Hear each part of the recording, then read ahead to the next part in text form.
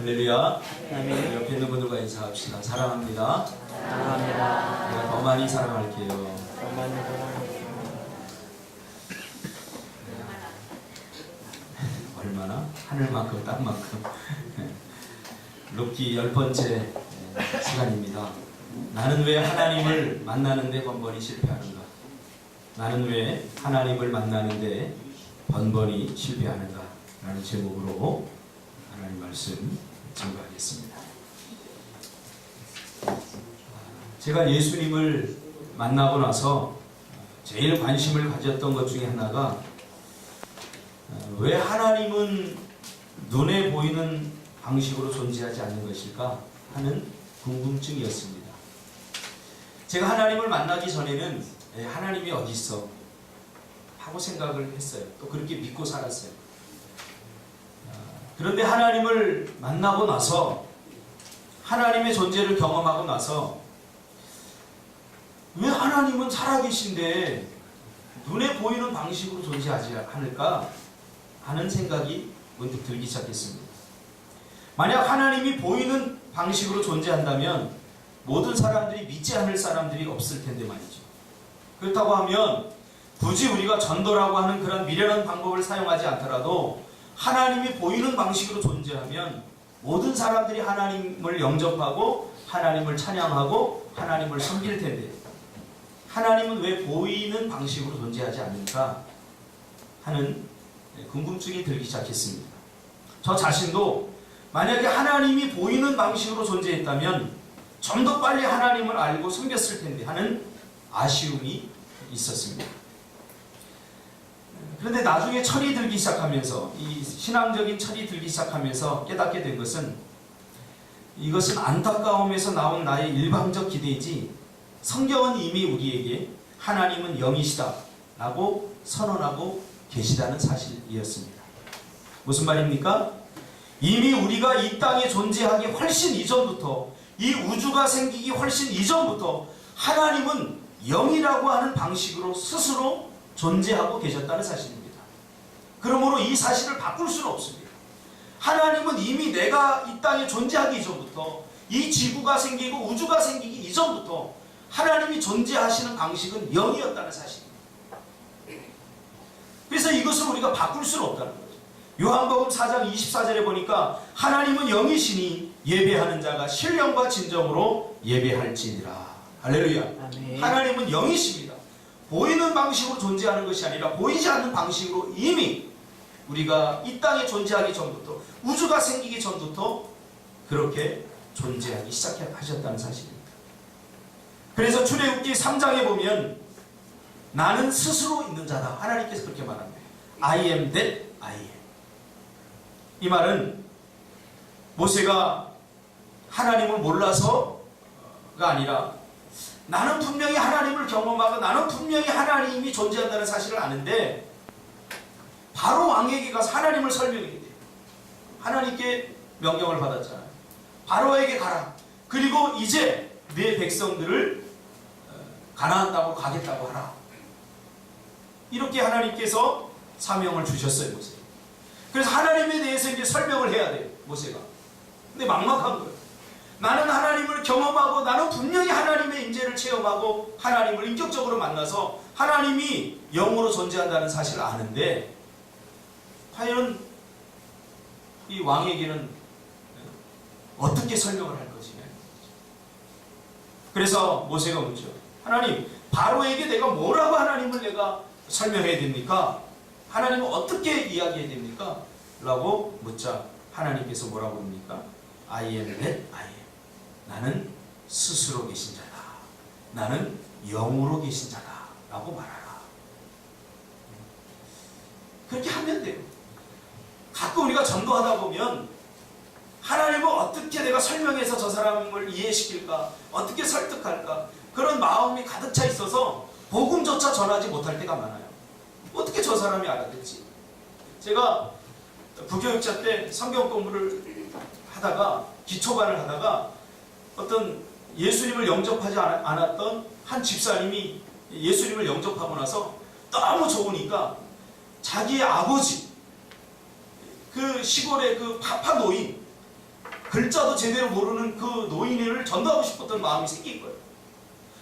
우리 아버지도 이제 예수 믿고 구원받아야 되잖아요. 근데 하루는 얼굴이 그냥 사색이 돼서 저한테 왔어요. 목사님, 내가 우리 아버지를 전도하고 싶은데 아버지는 글자도 모르고 아버지가 내가 이 복음에 대해서 아무리 설명을 해도 모를 것 같아요. 그러니까 어떻게 해야 되죠? 그런 거예요. 아마 모세의 마음과 똑같았을지라고 생각합니다. 제가 예수님을 만나고 나서 이 똑같은 이런 마음이 들었어요. 아, 정말로 하나님 살아계시구나. 제가 모태신앙이고 주일학교 때부터 예수님을 교회를 다녔거든요. 교회를 다녔어요. 그 하나님의 존재에 대해서 저는 그동안 눈으로 보였던 것만 믿었던 거죠. 제가 만질 수 있고 느낄 수 있고 볼 수 있었던 것만 존재한다고 믿었던 거예요. 그러나 그 이성이 깨어지기 시작하면서 우리가 정말로 눈에 볼 수 있는 것만 존재하는 겁니까? 만질 수 있는 것만 존재하는 겁니까? 아닙니다. 이 세상에 과학적으로 다 설명할 수 없는 많은 것들이 있습니다. 지금 우리 눈에 보이지 않지만 여기에 지금 수많은 공기들이 떠다니고 있지 않습니까? 이걸 어떻게 설명할까요?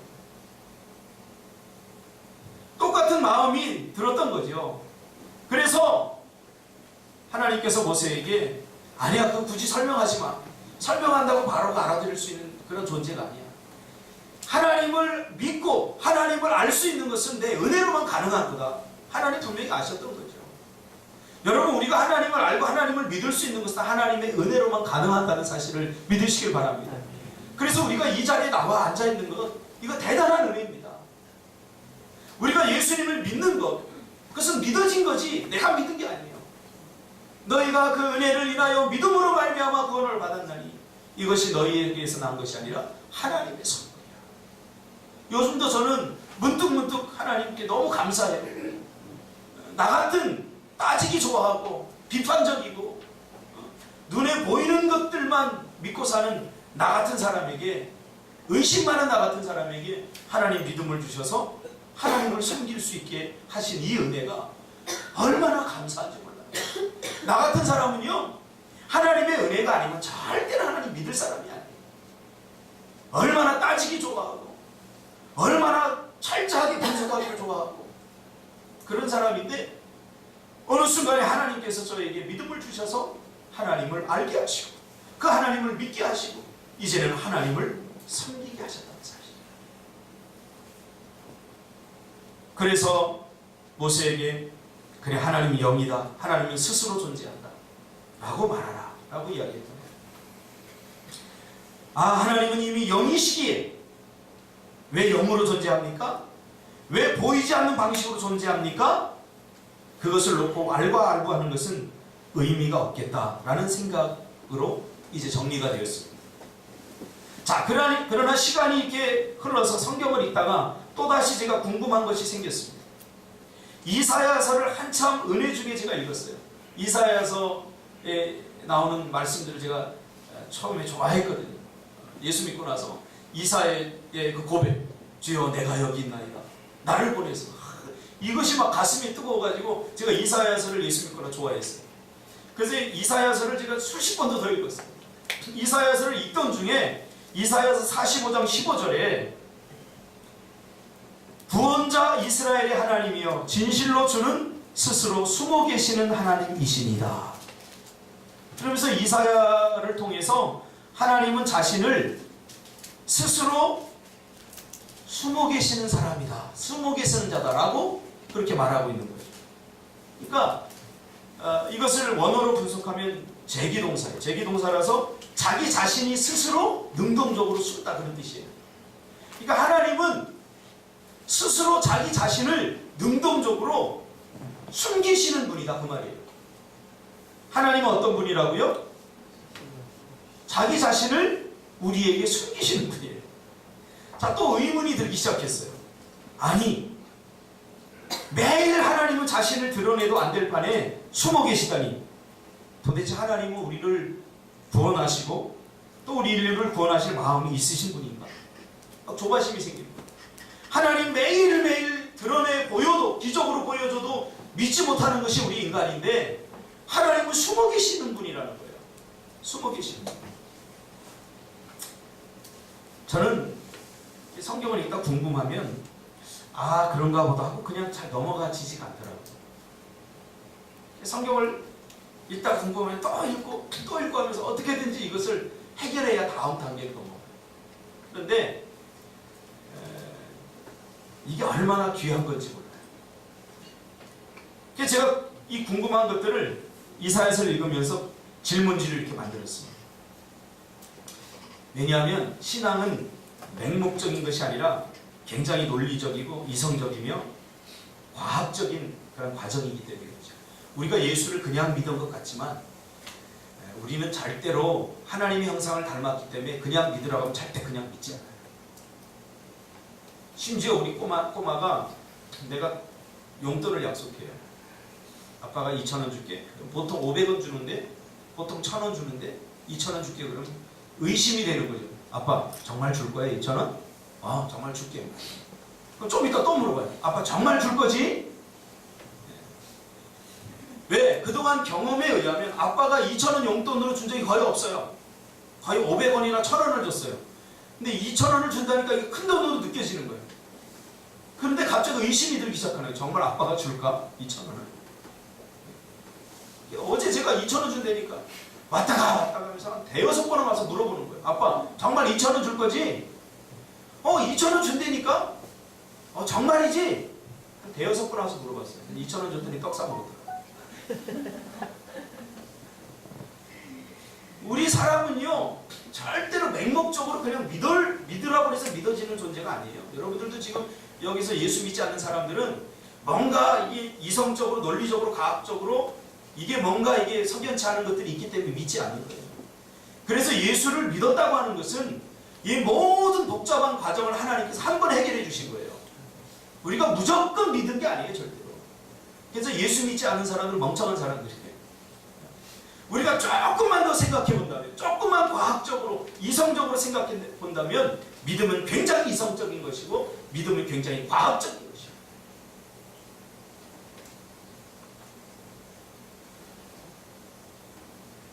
누군가 무엇을 믿는다면 거기에 나름대로 다 이유가 있습니다.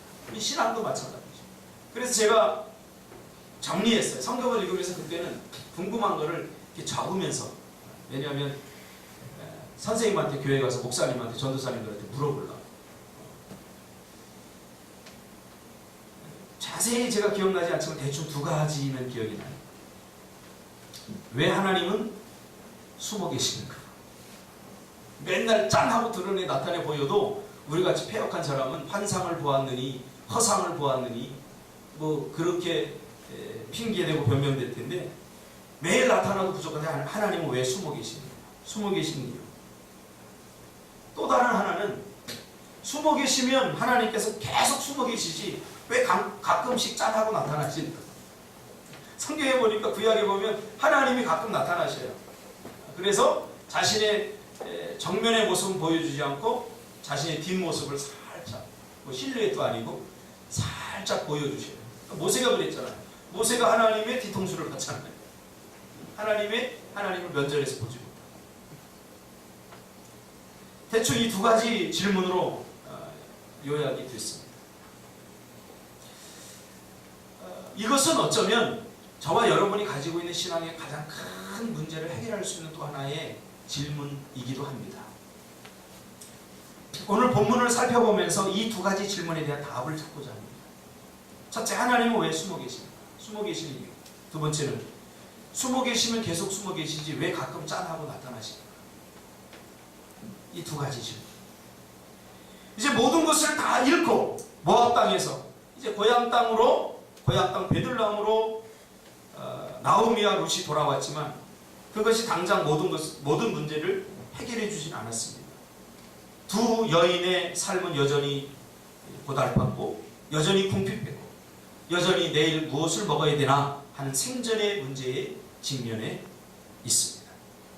그런데 룻의 그 가난한 마음이 만들어낸 겸손함이 누군가의 은혜를 입어서라도 이삭이라도 부스락이라도 주어서 시어머니를 먹여야 되겠다, 시어머니를 섬겨야 되겠다라고 하는 이 결단과 행동이 시작되자 이상하리만침 우연히 일이 살살 풀리기 시작합니다. 완전히 풀린 것은 아닙니다. 서서히 일이 풀리기 시작합니다. 그러면서 정말 상상할 수도 없게 누군가의 밭에서 이삭을 줍게 되었고, 이 과정은 제가 전번에 다 설명했어요. 누군가의 은혜를 입고 누군가의 밭에서 이방 여인이, 모압 땅에서 온 낯선 여인이 이삭을 줍는다는 자체도 얼마나 힘든 일인가에 대해서 제가 설명을 이미 다 드렸어요. 또 그들의 선대를 받게 되죠. 또 보아스를 만나게 됩니다. 이 보아스에게 엄청난 은혜를 입게 됐고, 거기다가 그 사람이, 이 보아스가, 우연히 만난 보아스가 자신의 기업을 물을 친척임을 알게 된 거죠. 이 모든 것이 지금 우연히 다 일어납니다. 저는 이 본문을 묵상하면서 다시 한번 깨닫게 되었습니다. 우리가 하나님을 만나지 못하는 이유, 하나님은 영이시기에 눈으로 볼 수 없지만 하나님을 만날 수 있는 길을 하나님께서 열어놓으셨는데, 그것은 곧 말씀을 통해서 하나님을 만나도록 그 길을 열어놓으셨어요. 우리가 하나님을 만날 수 있는 길은 말씀을 통해서 하나님을 만날 수 있습니다. 하나님은 영이시기에 우리가 볼 수 있는 방법으로, 우리가 눈으로 볼 수 있게 하나님은 나타나지 않습니다. 그래서 도마가 예수님의 부활을 말하자 나는 눈으로 보지 않고는 믿을 수 없겠다 라고 말한 것입니다. 저는 구약 성경을 읽다가 눈에 보이지는 않지만 하나님께서 말씀하시는 것을 보면서 하나님은 자신을 말씀 가운데 자신의 모습을 숨기시는구나 하는 것을 깨닫게 됐습니다. 하나님은 어디에 숨는다고요? 말씀 가운데 숨어요. 그러니까 우리가 하나님을 만나고 하나님의 임재를 경험하려면 말씀으로 가야 돼요. 말씀이라고 하는 장소로 가야 돼요. 왜냐하면 하나님은 말씀을 통해서 자신을 드러내시기 때문입니다. 구약의 선지자들이 만났던 하나님은 바로 말씀을 통해서 하나님을 만났습니다. 기도 중에 말씀하셨고, 예배 중에 말씀하셨고, 말씀으로 다가오시지만 하나님은 자신의 모습을 숨기시죠. 영이시기 때문에. 자, 엘리멜렉 가정에 언제부터 문제가 생겼나요? 말씀 속에서 하나님을 찾지 않고 눈에 보이는 것에서 하나님을 찾으려고 했을 때부터 문제가 생겼습니다. 눈에 보이는 풍성한 곡식들과 많은 자녀들, 성공과 축복이라고 하는 그러한 축복이라고 여겨지는 물질들, 눈에 보여지는 것들에서 하나님을 찾으려고 했을 때 엘리멜렉 가정은 더 이상 하나님을 만날 수 없었고 하나님의 임재를 경험할 수 없었던 거죠. 하나님의 임재를 경험하지 못하는 사람이 시간이 점점 흐를수록 어떻게 되는지, 어떻게 타락하는지, 어떻게 침체하는지 우리는 너무나 잘 알지 않습니까? 이것은 오늘 우리도 종종 실수하는 부분입니다. 우리는 종종 하나님을 눈에 보이는 것들에서 찾으려고 합니다. 눈에 보이는 것들에서 하나님을 찾으려고 했던 엘리멜렉 가정이 하나님을 만나지 못하고 하나님의 임재를 경험하지 못하자 그들은 영적인 흉년을 만나게 된 것입니다. 단순히 지금 육체적으로 보이는, 눈에 보이는 이 흉년을 통해서 우리는 엘리멜렉 가정에 임했던 영적 흉년을 봐야 됩니다. 오늘도 영적인 기갈, 영적인 흉년에 휘달린 사람들이 많이 있습니다. 과거에는 우리 영이 풍성해서 찬양만 해도 눈물이 나오지 않았습니까? 우리가 기도를 너무 하고 싶어서, 저는 예수 만나고 나서 기도를 너무 하고 싶어서 학교에서 공부하는 것 자체가 너무 힘들었어요. 기도하고 싶어서. 말씀을 너무나 읽고 싶어서 마을버스 막 2번 버스 막 이렇게 타고 가면서 그 성경 요만한 거를 갖고 다니면서 그 말씀을 읽었어요. 너무 좋은 거예요. 너무 행복하고. 주님을 만나기 전에 저는 삶의 의미가 없었거든요. 그러니까 죽으려고 자살도 시도했었거든요. 저의 가정을 보니까 희망이 없어요. 단칸방에서 5 식구가 사는데 남들은 뭐 대학 간다 공부하는데 전 대학 가기 위해서 공부한 게 아니라 쪽팔리지 않기 위해서 인문계 간 거예요. 희망이 별로 보이지 않았어요. 별로 살고 싶은 마음도 없었고요. 그런데 주님을 만나니까 인생에 희망이 생기기 시작한 거예요. 기도하는 게 너무 좋았고, 기도하는 시간이 너무 행복했고, 예배하는 시간이 너무 기다려졌고, 일주일이 왜 이렇게 기나? 왜? 교회 가고 싶어서. 그래서 아침에 일찍 일어나서 교회에 들러서 기도하고, 또 학교 가서 있다가 11시에 마치면 버스 타고, 마지막 버스 타고 오면서 교회에 들러서 기도하고 12시 넘어서 1시가 돼서 어떨 땐 집에 들어가요. 조금도 피곤하지 않았고, 조금도 힘들지 않았고, 가슴에 희망이 생기기 시작하니까 너무너무 행복한 거예요. 그런데 어느 순간부터 기도하고 싶어지는 마음이 자꾸 사라지고, 찬양도 이거 뭐 웬만한 것 아니면 이게 잘 감동도 안 되고, 이미 나는 다른 것들로 풍성해진 거예요. 눈에 보이는 것들로 풍성해진 거예요. 보이지 않는 하나님이 주신 그 영적인 것들과 보이는 것들과 자꾸 바꿔버린 거죠.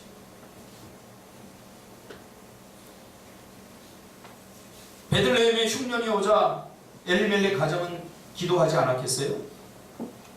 왜 하나님을 만나서 이 문제를 해결하려고 하지 않았겠어요?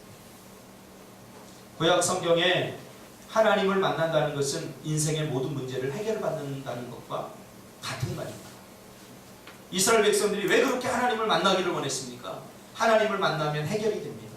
인생의 문제가 해결이 되고, 질병들이 낫고, 고질적인 문제들이 해결이 됩니다. 그래서 이스라엘 백성은 그토록 하나님의 임재를 갈망했던 거예요. 하나님을 만나기를 원했다. 그래서 신약성경에도 예수님이 가는 길에 많은 사람들이 따랐어요. 왜요? 예수님을 만나면 그들의 인생의 문제가 해결된다는 것을 알았기 때문에. 병든 자들이 따랐고, 물질의 문제가 있는 자들이 따랐고, 먹고 사는 것이 힘든 자들이 따랐어요. 왜? 자신의 인생에 먹고 사는 문제, 질병의 문제들, 이런 문제들을 예수님께 해결받기 위해서. 아마 이 엘리멜렉 가정도 기도했을 것입니다. 그러나 기도하다 지친 것입니다. 기도에도 응답이 없었던 것이죠. 아무리 부르짖어도 하나님은 침묵하시고 아무 말씀도 안 하신 것입니다. 왜? 지금 다르죠. 엘리멜렉 가정이 하나님을 만나고 싶은 그 장소와 하나님이 만나고 싶은 장소가 엇갈리게 된 거죠. 그래서 번번이 만나지 못한 거죠. 거기다가 궁핍은 상상을 초월해서 더 많은 사람들이 굶어가고 급기야 굶주림으로 죽어가는 절박한 상황에 직면하게 된 것이죠. 엘리멜렉 가정은 그러자 이제 자꾸 말씀을 벗어나 눈에 보이는 현실 속에서 기적으로 하나님이 나타나기를 기대하게 된 것입니다. 그러나 아무리 기다려도 나타나서 자신들의 현실의 문제를 해결해 주지 않는 하나님께 실망하고, 자기가 원하는 시간에 자신들이 원하는 방식으로 나타나지 않는 하나님께 실망하게 된 것이죠. 그리고는 급기야 눈에 보이는 것 베들레헴을 떠나 풍성하게 보이는 모압 땅으로 떠난 것입니다. 제가 이 강의를 시작하면서 베들레헴에 대해서 설명했습니다. 베들레헴이란 말이 합성이 돼서 이루어진 말입니다. 떡집이란 말. 떡집. 이 떡은 뭡니까? 말씀의 떡입니다. 다시 말하면 말씀의 집이란 뜻입니다. 베들레헴. 말씀의 집, 말씀을 떠는 거죠. 그래서 상징적으로 우리에게 이 루키 기자는 우리에게 보여주는 거죠. 엘리멜렉 가정은 풍요 속에 하나님이 있다고 믿었던 것입니다. 결국 그래서 풍요를 쫓다 보니까, 눈에 보이는 것을 쫓다 보니까 말씀을 떠나게 된 것입니다. 하나님은 말씀 속에 숨어 있는데 말씀을 떠나니 어떻게 하나님을 다시 만날 수 있겠습니까? 말씀 속에 숨어 있는 하나님을, 말씀을 떠났으니 당연히 찾을 수 없게 된 거죠. 그렇게 되자 엘리멜렉 가정이 어떻게 망가졌는지 우리는 이미 알고 있습니다. 요한복음 1장 1절에 태초에 말씀이 계시니라 이 말씀이 하나님과 함께 계셨으니 이 말씀은 곧 하나님이시다. 구약의 하나님을 만난다는 것은 우리 인생의 문제를 해결받는다는 것을 의미했기에, 그것을 알기에 하나님의 아들이신 주님께 많은 사람들이 주님을 만나기 위해서 줄을 섰던 거죠. 몰려들었던 거죠. 오늘날도 마찬가지입니다. 우리가 하나님의 임재를 눈이 빠지도록 기다리고 갈망하는 것은 주님을 만나면 우리 인생의 문제가 해결되기 때문입니다. 마치 야곱이 야복강가에서 하나님을 만나서 그 인생이 변화되고 그 삶의 문제가 해결되었던 것처럼 말이죠. 그런데 미루어보건대 이 엘리멜렉 가정은 이미 오래전부터 하나님의 임재를 경험하고 있지 않았던 것이죠. 하나님의 임재를 경험하고 말씀으로 터치받았으면 절대로 아무리 육신의 흉년이 오더라도 말씀의 집을 떠날 수 없는 것이죠. 그들은 여전히 주님을 예배하고 주님을 찬송하고 나는 하나님을 믿는다고 말했지만, 그러나 하나님의 임재를 경험한 지 너무 오래된 것이죠. 그래서 마음 한 곳에서는 하나님이 살아계시구나 하고 생각했지만 이건 너무 막연한 믿음이 되어버린 거죠. 사람도 오랫동안 만나지 못하면 사이가 서먹해지고 그동안 함께 나누었던 아름다운 관계들이 다 깨져버립니다. 제가 언젠가도 얘기했잖아요. 제가 고등학교 때 피로써 혈맹을 맺었던 제 친구가 우리는 의형제야 그러면서 간식도 서로 사주고 막 좋은 가방도 서로 나눠갖고 그랬던 친구가 한 10년 넘어서 만났더니 웬 동네 아저씨 보는 것만 완전 못하더라고요. 만나서 교제를 하지 않으니까 낯설어지는 거예요. 하나님과 우리의 관계도 마찬가지입니다. 하나님의 임재를 경험하고 하나님을 만나는 것이 자주 이루어지지 않으면 하나님이 옆집 아저씨만도 못하게 된 것입니다. 그래서 뭔가 우리가 기도하는 것도 좀 미안하죠, 하나님께. 왜? 그동안 내가 하나님 잘 못했는데 내가 하나님 도와달라고 하니까 좀 미안한 마음이 들죠. 이런 사람 좀 양심의 가책이 좀 있는 사람이에요, 양심.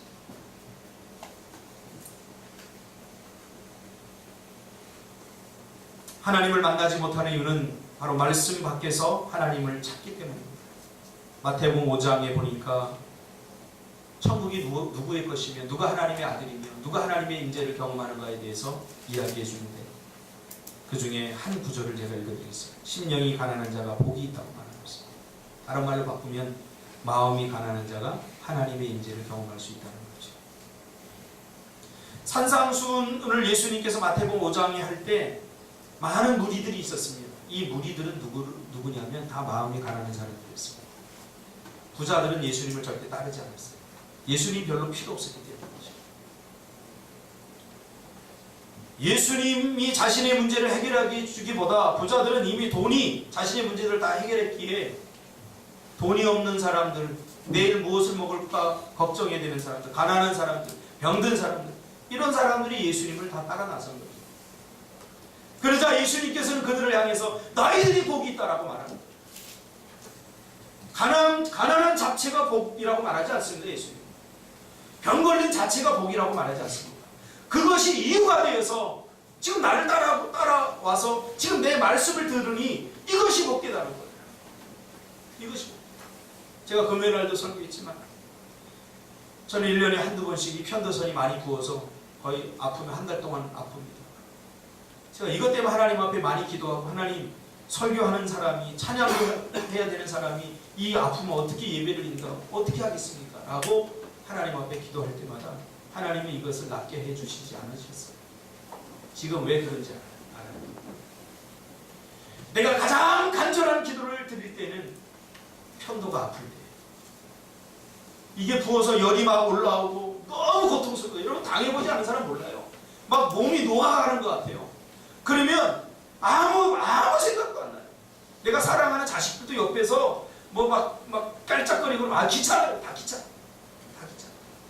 너무 몸이 고통스러우니까 열이 막 오르고 막 40도로 오르고 그러니까 아무 생각이 안 나고 오직 하나님 살려주세요. 이 말밖에 안 나요. 하나님 나 좀 어떻게 좀 해주세요. 이거 너무 힘들어요. 저는 비로소 이 고통스러울 때에 비로소 하나님 앞에 진정한 기도를 전 드려봤어요. 너무 오랜만에.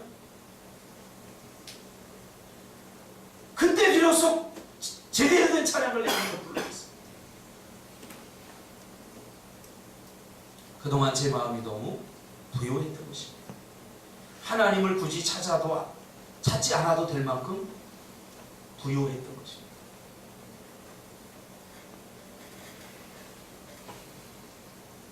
이것이 과연 복일까요?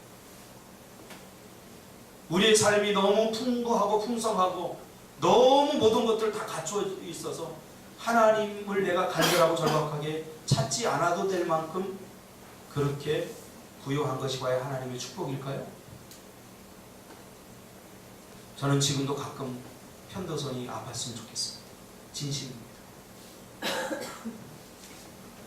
물질로 때로는 어려움을 겪었으면 좋겠습니다. 이것이 아니면 우리 인간은, 이 죄인이 교만한 인간은 절대로 하나님을 간절하게 찾지 않습니다. 이런 것들이 아니더라도 하나님을 정말로 간절하게 찾을 수 있는 여러분들이 되시길 바랍니다. 우리 상진 집사가 전번 주 일주일 동안 아팠습니다. 장염에다가 종합적으로 아팠던 거. 아플 것 같죠. 차를 몰고 제주 선교 가고 제가 해보니까 저도 지금까지 지금 컨디션이 안 좋아요. 캠프사 가지러 갔다가 왔거든요. 운전하는 게 보통 힘든 게 아니에요. 몸이 막 견디지를 못해요. 아플만 하지. 몸살이 겨우면서 현설이가 들으니까 그랬다고요. 하나님 나 좀 살려주세요. 가장 간절한 기도 아닙니까? 우리 상진 집사가 언제 하나님 앞에 하나님 나 살려주세요 이런 기도를 드릴 수 있겠어요? 풍성할 때는 안 나와요. 그게 복입니다. 그런 기도를 드리고 이 마음을 잊어서는 안 됩니다. 이 마음을 잊어서는 안 됩니다.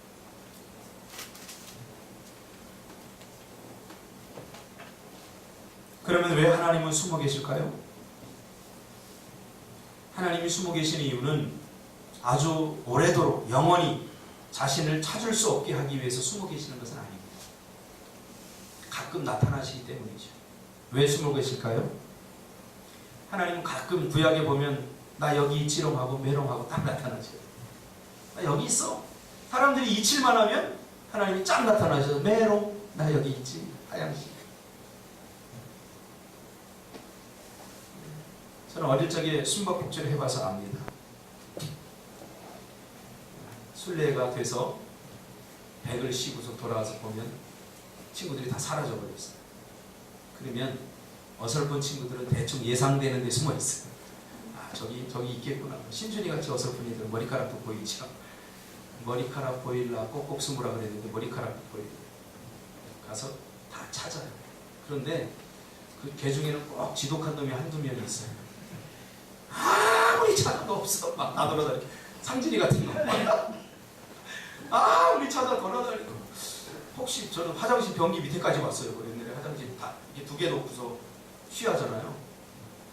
우리 형님은 거기도 숨어봤다고 그래가지고 거기까지 다 뒤져봐도 없어요. 코 막고 부대기 있는데 그렇게 봐도 없어요. 시간이 다 경과돼서 더 이상 못 찾겠다. 재미가 이제 딱 느낌으로 오죠. 아, 더 이상 찾다가는 재미가 없어. 애들 다 돌아갈 거예요.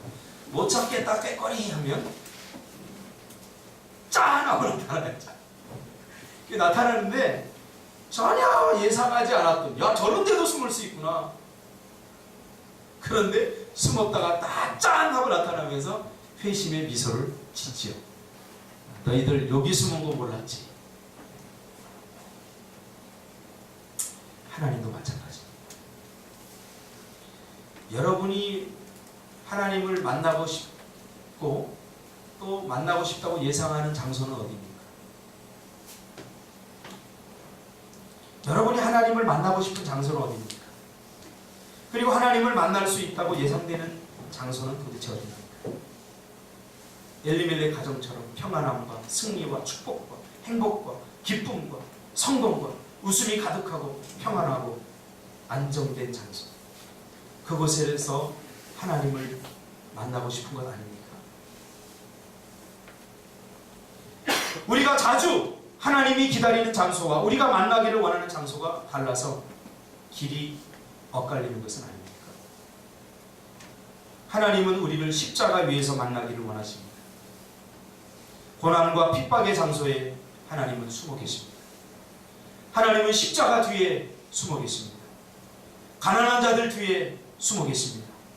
헐벗고 아무도 관심조차 없는 어린아이와 과부와 그들이 사는 그런 장소에 숨어서 우리를 기다리고 계십니다. 근데 우리가 만나고 싶은 하나님은 화려한 장소, 큰 집회, 큰 교회, 유명한 목사님, 드럼이 5대 놓고 두둥거리는 그런 큰 집회. 혹시 그런 곳은 아닙니까? 그런 곳에서는 하나님 만날 수 없어요. 하나님은 아무도 관심조차 갖지 않는, 아무도 거듭도 보지 않는 그런 곳에, 고난의 장소, 십자가의 뒤에, 그런 곳에 하나님 숨어 계시기 때문이죠. 오늘 본문에도 결국 룻과 나오미가 어디에서 하나님을 만납니까? 이삭 죽는 것, 정말로 가고 싶지 않은 것. 나오미가 베들레헴 땅에 가고 싶지 않았어요. 자신의 치부, 자신의 실패, 자신의 부끄러움을 드러내고 싶었습니까? 그냥 모압 땅에 죽는 게 낫죠. 가고 싶지 않았던 그곳에 갔고, 또 여러분, 그 과부가 돼서 땅 하나 없이 거지처럼 남의 집에 가서 그 죽는 그 장소에 가고 싶었겠어요.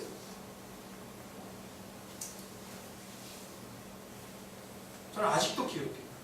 저희 집이 그 차세대, 차상위 계층이었거든요. 저희 집이. 제가 어릴 적에. 그때는 영세민이라고. 나라에서는 일거리를 주면 나가서 일을 해요. 그분들이 왜 다 전부 다 수건을 다 이렇게 들어쓰고 얼굴 이렇게 잘 안 보였나 지금 기억하니까 생각나요. 부끄러워. 그 얼굴을 다 가리고, 얼굴을 잘 보이지 못할 정도 다 가리고 일을 하고. 부끄러운 거죠. 저희 어머니도 그랬어요.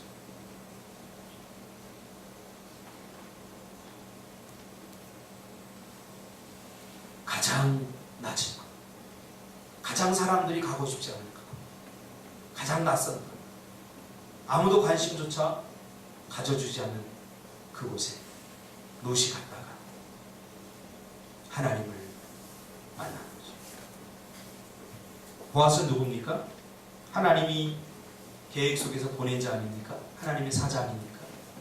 하나님의 사자는 곧 하나님을 대신하는 사람 아닙니까? 그러니까 하나님이 영이시기 때문에 하나님은 볼 수 없지만 하나님이 보낸 자를 만났으니까 하나님을 만난 거죠. 하나님의 임재를 경험한 거죠. 롯은 바로 그곳에서 하나님의 임재를 경험하게 됩니다. 여러분은 지금 어디에서 어떤 모습으로 어떤 시간에 하나님을 만나기를 원하십니까? 한때 한국교회는 어느 곳에서나 하나님의 임재를 경험할 수 있었고 어느 교회를 가나 하나님의 임재를 경험할 수 있었습니다. 누구의 설교를 들으나 다 하나님의 임재를 경험할 수 있었습니다. 그러나 요즘 한국 땅에는 마치 하나님이 안 계신 것 같이, 하나님이 어느 특정한 곳에 계신 것 같이 사람들은 어느 특정한 장소에 몰려다니고 특정한 목사님의 설교를 들어야 해요. 특정한 교회에 사람들이 몰려드는 이유. 과거에는 교회로 만족했지만 이제는 무슨 교회에 가야 된다라고 하는 시대. 특히 요즘 한국교회 비극은 선교지에나 가봐야 하나님의 임재를 경험할 수 있게 된 것입니다. 왜? 여기는 하나님이 안 계십니다. 너무 부유해요. 우리 청년들이 미얀마 선교지에 다녀와서 그런 얘기를 해요. 와, 미얀마에 가니까 저도서 국수 한 그릇 주니까 다 몰려. 동네 사람들이 다 몰려. 그러나 오늘 한국에 맨날 뷔페 준다고 해도 안 와요. 왜? 너무 부자예요. 너무 부유해 있어 우리 마음. 제가 이 설교를 준비하면서 중국의 민 형제에 대한 책을 읽었어요. 제가 많이 읽었어요. 그 민 형제가 한국교회와 서방교회에 대해서 경고한 것이 있어요. 이 win형제가 예수 믿다가 감옥에 잡히더니 온갖 고난과 고초를 다 당합니다. 죽을 만큼 고통스러운 매도 맞습니다. 고문도 당합니다. 근데 그가 뭐라고 그러냐면 자기는 행복하다. 그곳에서 하나님의 임재를 매일매일 순간순간 경험합니다. 우리들에게 그는 이런 고백을 합니다. 너희들이 오히려 불쌍하다. 너희들은 하나님을 만날 수 없을 만큼 너무 부유해 있기 때문에 하나님을 만나기 위해서 채찍 한 대라도 여러분 맞고 싶지 않잖아요. 십자가는커녕 차라리 하나님을 안 만나겠다고 그러지. 그렇죠? 이게 우리의 모습 아닙니까?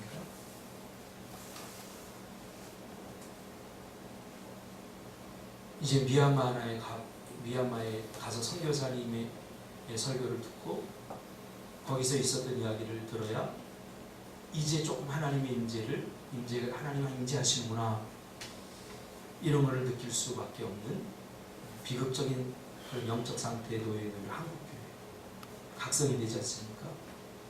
저도 각성이 되고 여러분들도 각성이 되고 도대체 뭐 때문에 삽니까? 잠시입니다. 저는 오늘 이 드린 예배가 마지막 예배가 될 줄 모른다는 생각을 가지고 매일 예배 드려요. 주일에. 도대체 살면 우리가 얼마나 살겠다. 우리가 여전히 하나님의 임재를 경험하지 못하는 이유는 하나님은 말씀 가운데 숨어 계시며 연약해 보이지만 십자가 뒤에 고난 뒤에 숨어 계시기 때문에 우리가 만나고 싶은 하나님을 어디에서 찾고 계십니까? 주님이 계신 곳은 고난과 아픔과 질병과 가난과 외로움과 실패와 좌절과 절망 속에서 우리를 기다리십니다. 그러나 우리는 이런 것들을 너무너무 싫어해요. 우리가 하나님을 만나지 못하는 것은 당연합니다. 어제도 제가 문병을 갔다 왔어요. 신방을 갔다 왔어요. 우리 YLCC 친구 하나가 어린아이 하나가 아파서 병원에 이렇게 입원했더라고요. 평소에는 까불까불하고 어떨 땐 말씀 그렇게 믿기도 하고 그런데 제가 어제 가서 기도해 줬더니 눈물이 불써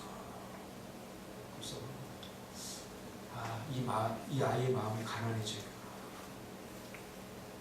아무도 없이 친구들 좋아하는 친구들도 없이 혼자 그 병실에 있을 때 외롭고 엄마한테 자꾸 빨리 태어나자고 빨리 친구들하고 들어가고 싶어. 그러므로 여러분이 고난과 아픔과 질병과 관한과 외로움과 실패와 좌절과 절망의 한복판에 서 있다면 이건 좌절할 일이 아니라 하나님은 그 가운데 있기에 하나님을 보고 하나님의 임재를 경험할 수 있는 중요한 기회가 아닙니까? 한국교회는 그것을 가르쳐주지 못했습니다. 이 고난과 이 아픔과 질병 가운데 하나님을 만나지 못하면 도대체 하나님을 어디서 만날 수 있다? 아직도 고난다운 고난을 경험해보지 못하고 질병다운 질병을 경험해보지 못하고 적어도 우리 삼진 집사만큼 아파야 하나님 살려주세요 이 말입니다. 적당히 아프면 약 먹으면 안 돼 뭐 이 정도 갖고 나야지. 금요일날도 제가 설교했지만 바울과 신라는 캄캄한 감옥 안에서 하나님의 임재를 경험했습니다. 기도하겠습니다.